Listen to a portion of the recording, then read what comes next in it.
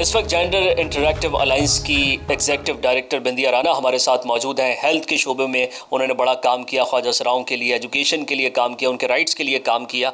उनसे जानते हैं, ये बताइएगा कि जो ख्वाजा सराओं के मसाइल हैं वो बुनियादी मसाइल क्या हैं? देखें जी, बुनियादी जो मसाइल हैं वो हैं जॉब्स के हवाले से। देखें जी, जो गुरु चेला सिस्टम में जो पुराने ख्वाजा सराय बेचारे, वो तो वही सुबह उठते हैं, कहीं शादी हुआ, कहीं बच्चा हुआ, कोई गेट खोल दे तो गनीमत है। और आज की महंगाई में जहाँ लोगों से बिजली और सुई गैस के बिल भरे नहीं जा रहे, जहाँ उनका राशन आटा पूरा नहीं हो रहा, वो एक ख्वाजा सरा को क्या देगा? तो बुनियादी मसला तो हमें रोज़ी रोज़गार का है। दूसरा, हेल्थ के भी हमारे इशू हैं, तालीम के भी हमारे इशू हैं। कोई एक इशू हो तो बताएं। अगर मैं कहूँ कि 2002 से और अभी यहाँ मतलब इसमें हम आ चुके हैं यहाँ तक भी, तो ख्वाजा सरा तो वही सफ़र ही कर रहे हैं। चंद ख्वाजा सरा हैं जो NGOs बना के मुख्तलिफ़ प्रोजेक्टों पे मतलब काम कर रहे हैं। तो मैं समझती हूँ कि ख्वाजा सरा कम्युनिटी अब भी मुश्किल में है। हुकूमत की तरफ से स्किल डेवलपमेंट प्रोग्राम्स क्या ख्वाजा सराओं के लिए नहीं है? देखिए जी, हुकूमत की तरफ से तो बहुत सारे मतलब प्रोग्राम हैं, स्किल के भी हैं और चीज़ें भी हैं, मगर बात ये है कि आम आदमी, एक औरत जो एक मर्द जो है, उसके तो मतलब फैमिली की सपोर्ट होती है, जब उनका घर अपना होता है। तो ख्वाजा सरा ने तो मकान का रेंट भी देना होता है।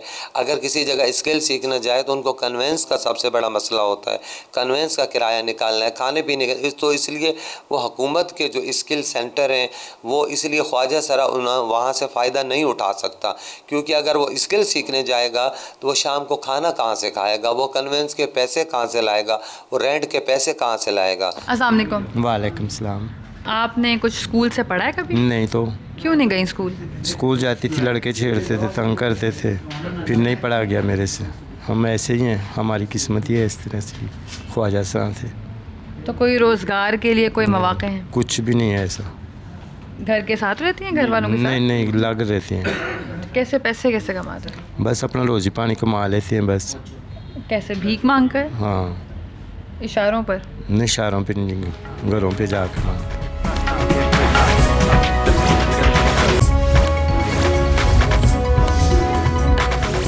ये इनके घर के साथ साथ इनका ऑफ़िस भी है, इनके ऑफ़िस भी अब हम जाएंगे। तो आप बताएं कि आप बेसिकली हो कौन, कहाँ से आपका ताल्लुक़ है और क्या करती हो आप? मैं बेसिकली KPK से हूँ और मैं एक सोशल वर्कर, सोशल एक्टिविस्ट हूँ। मेरी अपनी NGO में रन कर रही हूँ। मैं ट्रांसजेंडर के लिए, डिसेबल के लिए, वमेन एंड वेडोज़ के लिए, फॉर एम्प्लॉयर्स जो वमेन होते हैं उनके लिए मैं काम करती हूँ। चिल्ड्रन के लिए भी मैं काम करती हूँ। इस वक्त हम इनके घर के ऊपर वाले हिस्से में मौजूद हैं और यहाँ पर मैंने कमरा देखा जहाँ पर सिलाई मशीन जो है पड़े है। ये सिलाई मशीन किसके है? जी, हम यहाँ पे ट्रांसजेंडर को स्किल देते हैं, उनके लिए ड्रेस मेकिंग, जो सिलाई कढ़ाई का काम करते हैं।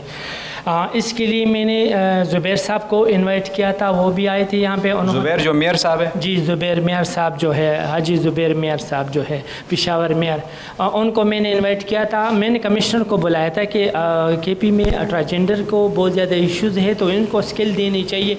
तो उनके लिए मैंने कमिश्नर साहब को मैंने एप्लीकेशन दी, तो उन्होंने कहा कि मैं तो बिज़ी हूँ, ज़ुबैर मेयर, पेशावर मेयर ज़ुबैर जो है वो आ जाएगा। तो उन्होंने खिताबी की यहाँ पे, उन्होंने यहाँ पे 3 करोड़ रुपए का ऐलान किया, लेकिन अभी तक 8-10 महीने हो चुके हैं। उन्होंने मीडिया वगैरह सबसे बातें की भी, वादे भी की, लेकिन अभी तक कुछ भी नहीं। सिर्फ मैंने अपनी मदद के तहत ये मशीनें पड़ी हुई हैं।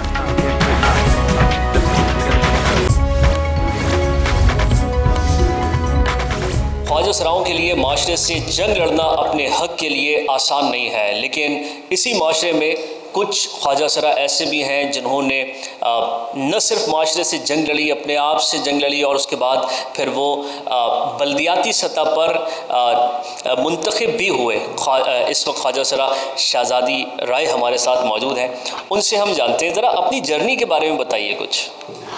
देखिए, 2 सेकंड में या 2 मिनट में एक बड़ी जर्नी बताना तो इम्पॉसिबल है। बस मैं ये बताना ज़रूर चाहूँगी कि ये बहुत एक मुश्किल सफ़र था।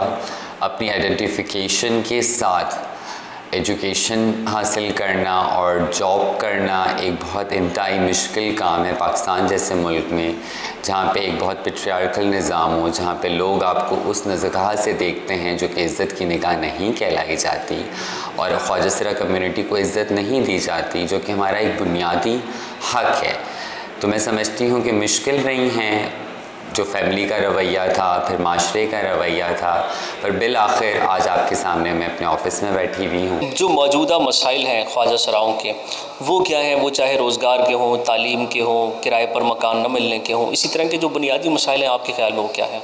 मैं समझती हूँ सिर्फ सांस लेना आसान है यहाँ पे, इसके अलावा तमाम ज़िंदगी के जो मराइल हैं, अगर हम एजुकेशन डिपार्टमेंट में जाएं, अगर हम जॉब के लिए जाएं, चाहे हम रोज़गार के लिए जाएं, चाहे हम बाहर निकलें, चाहे हम अपने घर से बाहर आएँ, चाहे हम घर ख़रीदें, चाहे हम घर रेंट पे लें, तमाम चीज़ें ख्वाजा सरा कम्युनिटी के लिए स्टिल बहुत मुश्किल है। और वक्त के साथ मैं समझती हूँ ये चीज़ों में इजाफा हो रहा है, because currently Pakistan is very in regressive position towards the transgender community. और जो हेट कैंपेन्स हमारे ख़िलाफ़ चलाई जा रही है, जो मिस इन्फॉर्मेशन और डिस इन्फॉर्मेशन चलाई जा रही है, तो मैं उस पर सिर्फ इतना ही कहना चाहूँगी कि पहले चीज़ों को समझें, अगर जो हमारा कानून आया है उसको पढ़ें, जो शरीयत कोर्ट की वर्डिक्ट है उसको पढ़ें, फिर समझें कि मसला क्या है। मसला सिर्फ यही है कि हमारी प्रेजेंस से इशू है, अदरवाइज़ जो हमारी डिमांड्स हैं वो एक बेसिक ह्यूमन राइट्स की हैं, जो शायद आप पैदा हुए और आपको पैदा होते ही मिल गया, एक अच्छा घर मिल गया, आपको तालीम का हक़ मिला, आपको रोज़गार का हक़ मिला, आपको वोटिंग राइट मिला, आपको NIC मिला, आपको बर्थ सर्टिफिकेट मिला, पर अनफॉर्चुनेटली ये सारी जो बेसिक चीज़ें वो हमें नहीं मिली। और हमारा मुतालबा अभी भी यही है कि हमें इज़्ज़त की ज़िंदगी चाहिए, इज़्ज़त से ज़िंदा रहें, इज़्ज़त से अपनी ज़िंदगी को सुकून से गुजारें।